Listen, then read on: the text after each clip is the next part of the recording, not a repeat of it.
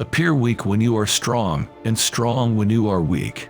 If you know the enemy and know yourself, you need not fear the results of 100 battles. Keep your friends close, your enemies even closer.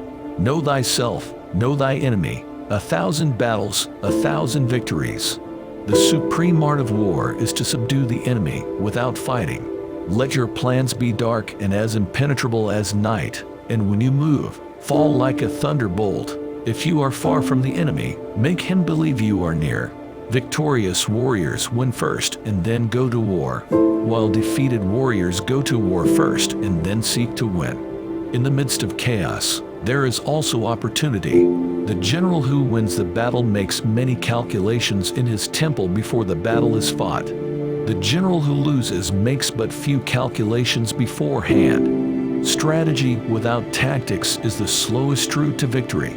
Tactics without strategy is the noise before defeat. Victory comes from finding opportunities in problems. Do not engage an enemy more powerful than you. And if it is unavoidable and you do have to engage, then make sure you engage it on your terms, not on your enemy's terms. If the mind is willing, the flesh could go on and on without many things. Even the finest sword plunged into salt water will eventually rust. Unhappy is the fate of one who tries to win his battles and succeed in his attacks without cultivating the spirit of enterprise, for the result is waste of time and general stagnation. A wise general makes a point of foraging of the enemy. The good fighters of old first put themselves beyond the possibility of defeat, and then waited for an opportunity of defeating the enemy. All war is deception. The greatest victory is that which requires no battle. There is no instance of a nation benefiting from prolonged warfare. Opportunities multiply as they are seized. The quality of decision is like the well-timed swoop of a falcon, which enables it to strike and destroy its victim. It is more important to outthink your enemy than to outfight him. Move swift as the wind and closely formed as the wood. Attack like the fire and be still as the mountain. He will win who knows when to fight and when not to fight. Do not press an enemy at bay. The skillful employer of men will employ the wise man, the brave man, the covetous man, and the stupid man. For them to perceive the advantage of defeating the enemy, they must also have their rewards. Treat your men as you would your own beloved sons, and they will follow you into the deepest valley. When the enemy is relaxed, make them toil. When full, starve them. When settled, make them move. Convince your enemy that he will gain very little by attacking you. This will diminish his enthusiasm. The peak efficiency of knowledge and strategy is to make conflict unnecessary. He will win who, prepared himself, waits to take the enemy unprepared. There is no instance of a country having benefited from prolonged warfare. You have to believe in yourself. When strong, avoid them. If of high morale, depress them. Seem humble to fill them with conceit. If at ease, exhaust them. If united, separate them.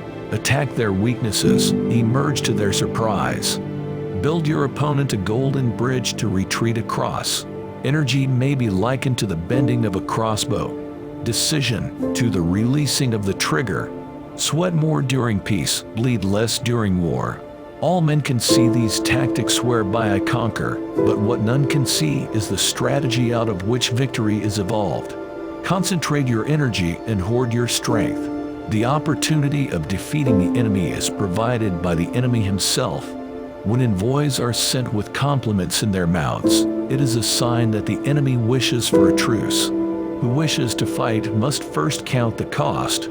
If ignorant both of your enemy and yourself, you are certain to be in peril. One may know how to conquer without being able to do it. The art of giving orders is not to try to rectify the minor blunders and not to be swayed by petty doubts.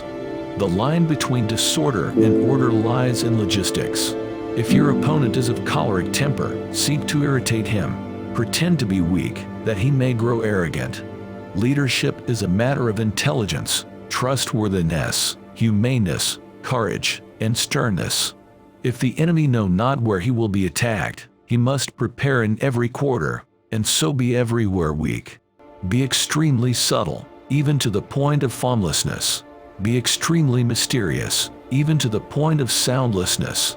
Thereby you can be the director of the opponent's fate. Those who win every battle are not really skillful. Those who render others' armies helpless without fighting are the best of all.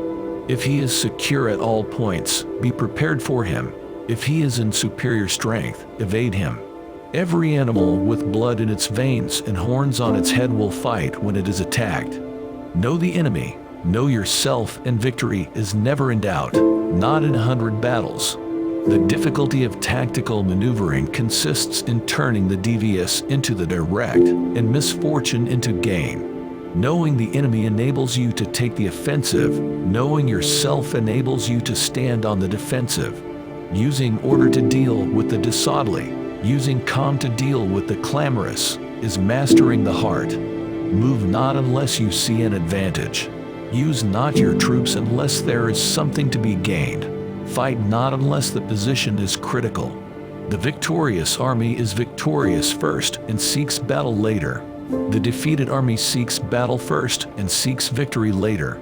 If words of command are not clear and distinct, if orders are not thoroughly understood, the general is to blame. But if his orders are clear, and the soldiers nevertheless disobey, then it is the fault of their officers. He wins his battles by making no mistakes. It is easy to love your friend, but sometimes the hardest lesson to learn is to love your enemy. All wars are won or lost before they are ever fought. Rewards for good service should not be deferred a single day. If you are strong, appear weak, but if you are weak, appear strong. Ponder and deliberate before you make a move. Violent language and driving forward as if to the attack are signs that he will retreat. The whole secret lies in confusing the enemy, so that he cannot fathom our real intent. The height of strategy is to attack your opponent's strategy. What the ancients called a clever fighter is one who not only wins but excels in winning with ease. Correct your mistake as soon as you have found it. Supreme excellence consists of breaking the enemy's resistance without fighting. To know your enemy, you must become your enemy. When you surround an army, leave an outlet free. Do not press a desperate foe too hard. Know yourself and you will win all battles.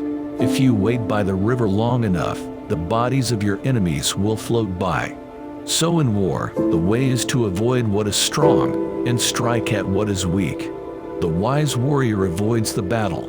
One mark of a great soldier is that he fights on his own terms or fights not at all. Attack is the secret of defense. Defense is the planning of an attack. Great results can be achieved with small forces. I have heard that in war haste can be folly, but have never seen delay that was wise. The people being regarded as the essential part of the state, and food as the people's heaven, is it not right that those in authority should value and be careful of both? First make yourself unbeatable, then go to war. If you know neither the enemy nor yourself, you will succumb in every battle. To win 100 victories in 100 battles is not the acme of skill. To subdue the enemy without fighting is the acme of skill. Rouse him and learn the principle of his activity or inactivity. Force him to reveal himself so as to find out his vulnerable spots.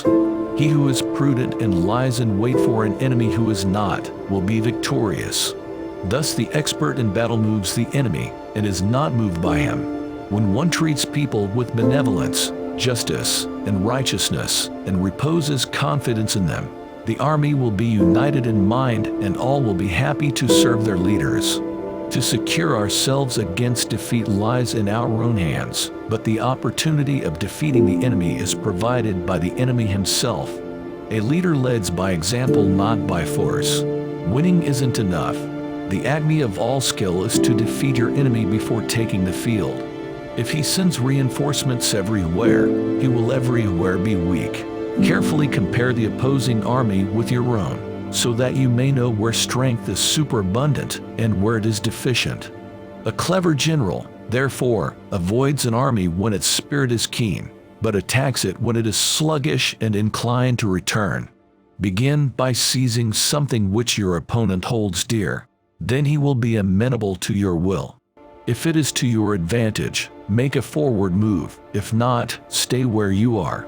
Do not swallow bait offered by the enemy.